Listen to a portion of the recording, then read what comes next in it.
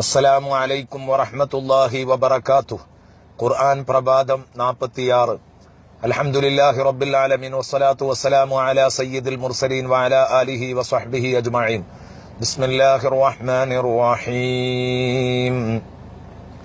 വൈലുൽ ലികുല്ലി ഹുമസത്തിൽ ലുമസഹ അല്ലദീ ജമഅ മാലൻ വഅദ്ദദഹ യഹ്സബു അന്ന മാലഹു അഖ്ലദഹ كلا لينبذن في الحطمة وما أدراك ما الحطمة نار الله الموقدة التي تطلع على الأفئدة إنها عليهم مؤصدة في عمد ممددة.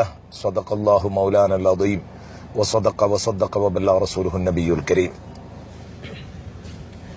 പ്രിയപ്പെട്ട സുഹൃത്തുക്കളെ, ഇന്ന് നാം ചർച്ച ആരംഭിക്കുന്നത് പുതിയ ഒരധ്യായമാണ്, സൂറത്തുൽ ഹുമസ.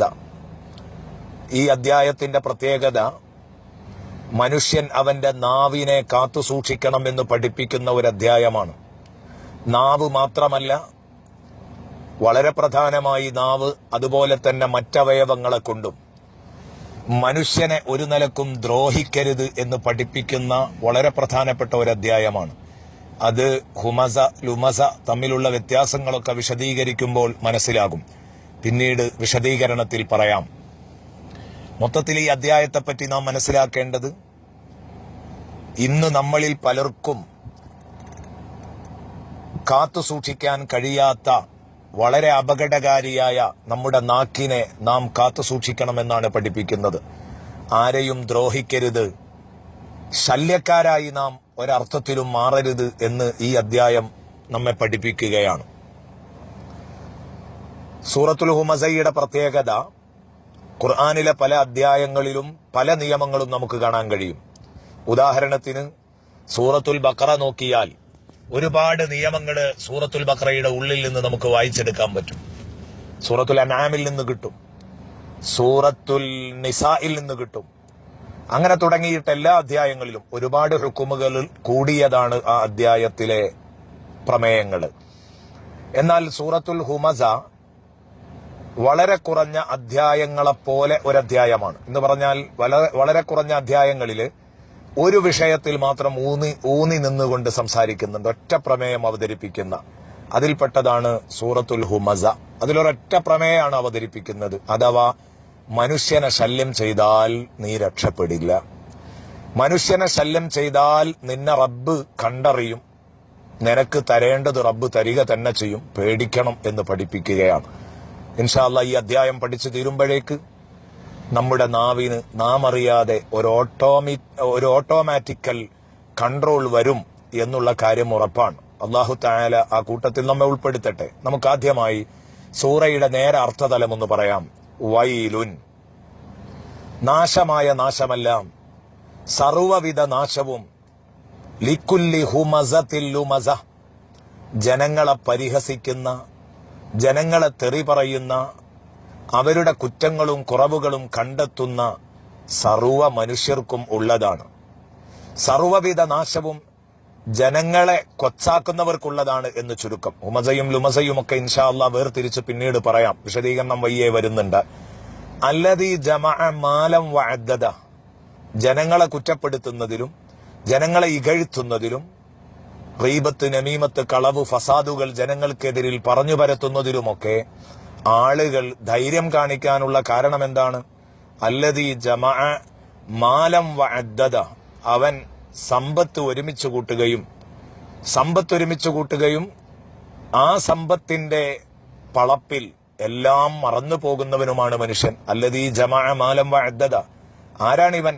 അല്ലദീ ജമഅ മാലൻ, സമ്പത്ത് ഒരുമിച്ച് കൂട്ടി, വഅദ്ദദഹു, അത് ഇടയ്ക്കിടെ എണ്ണി തിട്ടപ്പെടുത്തി, എനിക്ക് ഇത്ര ആസ്തിയുണ്ട്, ഞാൻ ഇത്ര വലിയവനാണ്, ഞാൻ ഇത്ര വലിയ മുതലാളിയാണ്, ഇനി എന്നെ ചോദ്യം ചെയ്യാൻ പറ്റിയ ഒരാളും ഭൂമുഖത്തില്ല എന്ന് ഖാറൂൻ മുതലാളിക്ക് തോന്നിയതുപോലെ തോന്നുമ്പോഴാണ് പറ്റിയിടത്തുനിന്നും പറ്റാത്തിടത്തു നിന്നുമൊക്കെ അനുവദനീയ മാർഗത്തിലും അനുവദനീയമല്ലാത്ത മാർഗത്തിലുമൊക്കെ സമ്പത്ത് വലിച്ചുകൂട്ടി വണ്ണം വെച്ച് ഇത്രയും സമ്പത്തും ആസ്തിയും എന്റെ കയ്യിലുണ്ടെന്ന ഉള്ളിലിരിപ്പും ആ മനുഷ്യനെ നിയന്ത്രിക്കുമ്പോൾ അവൻ ആർക്കും പിടിച്ചാ കിട്ടാത്ത, ആർക്കും വഴങ്ങാത്ത ഒരു മൂക്കയറില്ല കാളയായി മാറും. പിന്നെ അവനെ ആരും നിയന്ത്രിക്കാൻ നോക്കണ്ട. അപ്പം മനുഷ്യനെ കുറ്റം പറയാൻ, മറ്റു മനുഷ്യന്മാരുടെ അഭിമാനത്തിൽ കയറി കളിക്കാൻ, അവരുടെ അഭിമാനത്തിന് ക്ഷതമേൽപ്പിക്കുന്ന വാക്കുകളും പ്രവൃത്തികളും ഭാരവെപ്പുകളുമൊക്കെ നടത്താൻ മനുഷ്യനെ പ്രേരിപ്പിക്കുന്നത് പണം അല്പം എന്റെ കയ്യിലുണ്ടെന്ന തോന്നലാണ്. അല്ലദീ ജമഅ മാലൻ വഅദ്ദദ. എന്താണ് പണം ഇടയ്ക്കിടെ എണ്ണുമെന്നൊക്കെ പറഞ്ഞത് ഇൻഷാ അല്ലാഹ് നമുക്ക് വ്യാഖ്യാനത്തിൽ പറയാം, അത് പിന്നീട് വരും. അല്ലദീ ജമഅ മാലൻ വഅദ്ദദ യഹ്സബു അന്ന മാലഹു അഖ്ലദ. ഇത്രയും വലിയ സമ്പത്ത് അവന്റെ അടുത്തുണ്ടാകുമ്പോൾ അവൻ തെറ്റായി ധരിക്കും, അവൻ ധരിച്ചു പോകും. അന്ന മാലഹു അഖ്ലദ, അവന്റെ സമ്പത്ത് കാലാകാലം അവനെ ഇവിടെ അധിവസിപ്പിക്കും, ശാശ്വതമായി ജീവിക്കാൻ വിടും എന്ന് അവൻ കരുതുന്നു.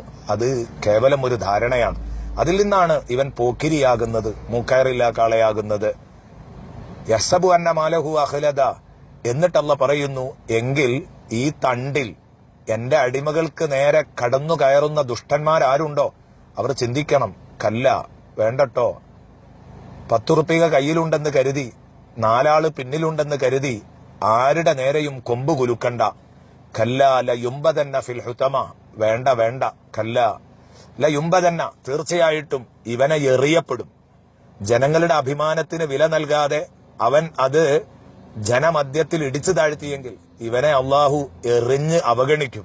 ലയുംബദന്ന, തീർച്ചയായിട്ടും ഇവനെ അവഗണിക്കപ്പെടും, ഇവനെ എറിയപ്പെടും. ഫിൽ ഹുതമ, തകർപ്പൻ നരകത്തിൽ എറിയപ്പെടും. ഹുതമ എന്ന നരകത്തിൽ എറിയപ്പെടും. തകർപ്പൻ നരകമാണ് ഹുതമ. വമാ അദ്റാക മൽ ഹുതമ. എന്താണ് നബിയെ ഹുതമ എന്ന നരകം, ഈ തകർപ്പൻ നരകം? എന്താണ് അതിന്റെ അവസ്ഥയെന്ന് തങ്ങൾക്കറിയോ? നാറുല്ലാഹിൽ മൂഖദ, കത്തിക്കപ്പെട്ടുകൊണ്ടിരിക്കുന്ന, കത്തിച്ച് സജ്ജമാക്കപ്പെടുന്ന അള്ളാഹുവിന്റെ തീയാണ് നബിയെ അത്. നാറുല്ലാഹിൽ മൂഖദ അല്ലത്തി തത്വലിഉ അലൽ അഫ്ഇദ. വളരെ ലോലമായ മനുഷ്യഹൃദയങ്ങളുടെ മേൽ കത്തിപ്പടരുന്ന, മനുഷ്യഹൃദയങ്ങളുടെ മേൽ ഡാൻസ് ചെയ്യുന്ന, കത്തിക്കളിക്കുന്ന തീയാണത്. അല്ലത്തി തത്വലിഉ അലൽ അഫ്ഇദ ഇന്നഹ അലൈഹിം മുഅ്സദ. അത്രയും ഗൗരവമുള്ള ഈ തീക്കുണ്ടാരത്തിലേക്ക് അവരെ വലിച്ചെറിഞ്ഞ് ആ നരകം, ഇന്നഹ, തീർച്ചയായിട്ടും ആ നരകം, അലൈഹിം മുഅ്സദ, അവരുടെ മേൽ പൂർണ്ണമായി വാതിലുകൾ കൊട്ടിയടച്ച് സാക്ഷയിടും. അലൈഹ മുഅ്സദ, അലൈഹിം മുഅ്സദ, അവരുടെ മേൽ ആ നരകം വാതിലടച്ച് സാക്ഷയിടും, തട്ടിയടക്കും. അതിൽ നിന്ന് അവർക്ക് രക്ഷപ്പെടാൻ കഴിയില്ല. ആശ്വാസത്തിന് ഒരു ചെറിയ പഴുതുപോലും ഉണ്ടാവില്ല. ഇന്നഹ അലൈഹിം മുഅ്സദ ഫീ അഅമദിൻ മുമദ്ദദ. നീളമുള്ള തൂണുകളിൽ അവരെ കെട്ടിയിട്ടിരിക്കും. ഫീ അഅമദിൻ മുമദ്ദദ. അല്ലെങ്കിൽ അടച്ച് സാക്ഷയിടപ്പെട്ട വാതിലുകൾ പിന്നെയും തുറക്കരുതെന്ന് കരുതി ബന്ധാക്കി അതിന്റെ പുറത്ത് വിലങ്ങിന് വലിയ നീളമുള്ള വടികൾ വെച്ചിട്ട് വലിയ തൂണുകൾ ആ വാതിലുകളുടെ വിലങ്ങിന് വെച്ചുകൊണ്ട് അത് ഉറപ്പിച്ചിട്ടുണ്ടാവും. രണ്ടർത്ഥവുമുണ്ട്. സദഖല്ലാഹുൽ അലിയുൽ അദീം വസദഖ വബല്ലഗ റസൂലുഹുൻ നബിയുൽ കരീം. അല്ലാഹു ഈ ദുഷ്ടന്മാരിൽ നിന്ന് നമുക്ക് കാത്തുരക്ഷിക്കട്ടെ, ഇത്തരം സ്വഭാവത്തിൽ നിന്ന് അല്ലാഹു കാക്കട്ടെ എന്ന് ദുആ ചെയ്തുകൊണ്ട് ഇൻഷാ അല്ലാഹ് ഓരോ കലിമത്തുകളും കീറി മുറിച്ചുള്ള വിശദീകരണങ്ങൾ നമുക്ക് പിന്നീട് പറയാം. നാളെ ഇൻഷാ അല്ലാഹ് വരും എന്ന് പ്രത്യേകം ഉണർത്തുന്നു.